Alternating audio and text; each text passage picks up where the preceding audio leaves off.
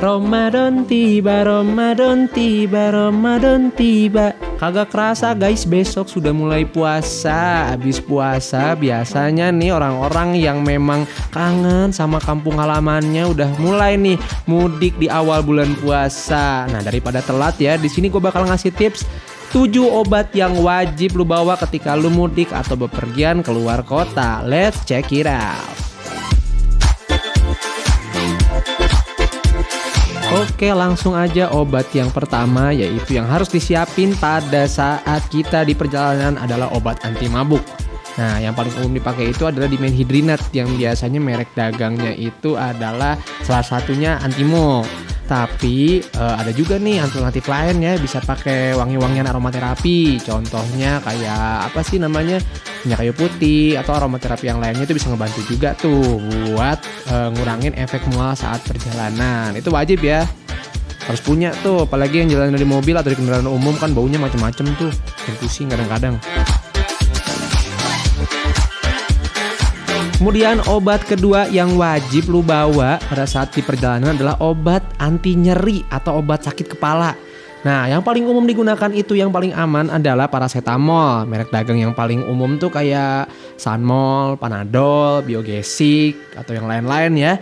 Cuma untuk beberapa orang yang punya gangguan fungsi hati, nah itu harus hati-hati tuh. Biasanya orang-orang dengan penyakit hati itu nggak bisa secara rutin minum paracetamol, makanya ada alternatif lain. Contohnya ada ibuprofen atau obat-obat lain seperti metampiron juga bisa.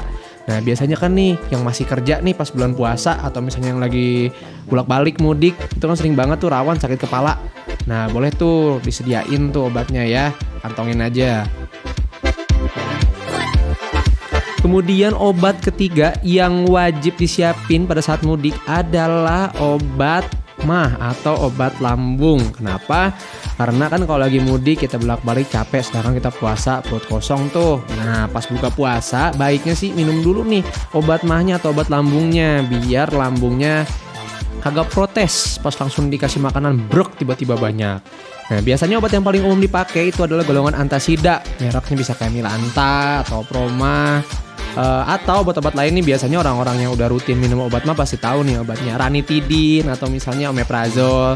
Nah, itu biasanya tergantung dokternya ngasihnya apa. Cuma ya minimal ada antasida deh, karena itu paling aman juga buat ibu hamil, buat anak-anak juga masih aman. Siapin.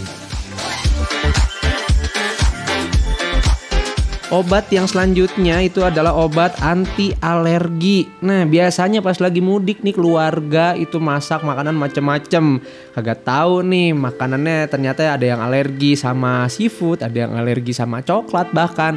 Ternyata alat masak yang digunakan itu meskipun makanannya bukan seafood, tapi alat masaknya digunakan bersamaan untuk masak seafood juga. Jadinya masih ada tuh zat-zat yang terkandung dari si seafoodnya yang bikin alergi sama kita, sebutannya alergen.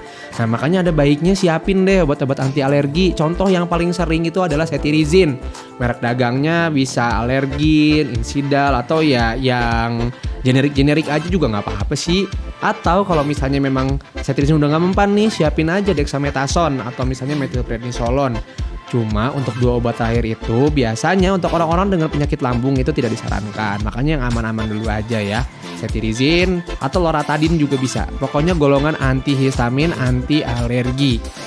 Alergi tuh bentuknya macam-macam ya, dari alergi yang ringan kayak alergi gatel-gatel atau misalnya alergi dingin nih, nggak cuma makanan doang ya.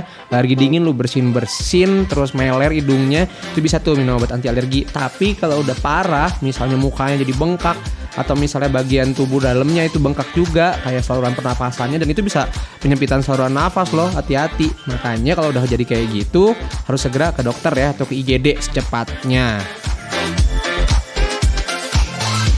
Obat selanjutnya ini buat orang-orang yang perut dan ususnya sensitif terhadap makanan pedas atau makanan yang di luar kebiasaan dia makan. Siap-siap deh bawa obat diare. Nah, ini paling sering banget nih. Obat diare itu biasanya yang paling sering digunakan itu adalah, nama zatnya adalah zat aktifnya Atapulgit. Obatnya macam-macam tuh, bisa Diatap atau Molagit. Banyak deh mereknya. Selain Atapulgit juga ada alternatif lain kayak kaolin sama pektin juga. Nah itu dicatat pokoknya ya. Obat diare itu biasanya minumnya itu pas lagi mencret, abis BAB nih mencret lu minum lagi obat diarenya. Kalau misalnya abis BAB lu mencret lagi minum lagi obatnya. Dan ada maksimalnya. Biasanya kalau Attapulgite itu satu kali lu minum itu bisa 2 tablet dan maksimal sehari itu 12 tablet. Harus banget sediain nih obat biar lu tiba-tiba nggak bolak-balik ke kamar mandi terus nih gara-gara diare. Apalagi di tengah-tengah kumpul keluarga kan ya. Repot juga guys. Selanjutnya obat yang gak kalah pentingnya, ini bukan obat sih, ini adalah golongan antiseptik. Nah yang namanya bencana kan kita tidak pernah tahu ya, sekecil apapun bencananya, tiba-tiba lu kesleo lah, tiba-tiba lu baret lah, kesenggol apalah, jatuh lah. Nah alangkah baiknya lu bawa dah tuh obat-obatan antiseptik. Contohnya bisa povidone iodin atau kita lebih kenalnya itu betadine. Bawa tuh, atau Rivanol atau alkohol juga. Nah kalau bisa sih barengan tuh disiapin sama kasaknya sama plester juga. Jadi kalau misalnya ya mudah-mudahan kagak sih ya, misalnya lu perlu banget nih habis jatuh atau baret atau kesenggol apa, seenggaknya lu punya obatnya meminimalisir terjadinya infeksi pada luka guys. Jenis obat yang terakhir adalah obat-obatan yang rutin diminum buat lu pada nih yang punya penyakit darah tinggi, penyakit kolesterol, penyakit gula juga, atau penyakit-penyakit kronis lainnya. Obat-obatan yang biasa dipakai coba dicek lagi, masukin kotak P3K atau obat khusus ya, kotak obat khusus. Biar entar dimanapun lu berada, ya lu bisa tetap minum obatnya. Apalagi lansia-lansia ya, nggak cuma buat lu doang, buat orang tua lu juga diingetin. Kayak gitu, harus persiapan yang terbaik pokoknya.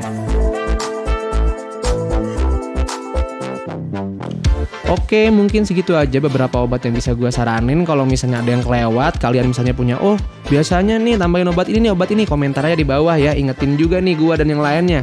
Karena info-info kayak gini biasanya bermanfaat nih ketika kalian mau berangkat mudik. Atau bahkan gak cuma mudik deh, kalau misalnya kalian lagi mau keluar kota atau misalnya mau keluar negeri apalagi ya, siapin juga karena belum tentu di tempat kalian membutuhkan itu ada apotek atau tempat-tempat yang menjual obat tersebut. Oke, mudah-mudahan infonya bermanfaat ya. See you.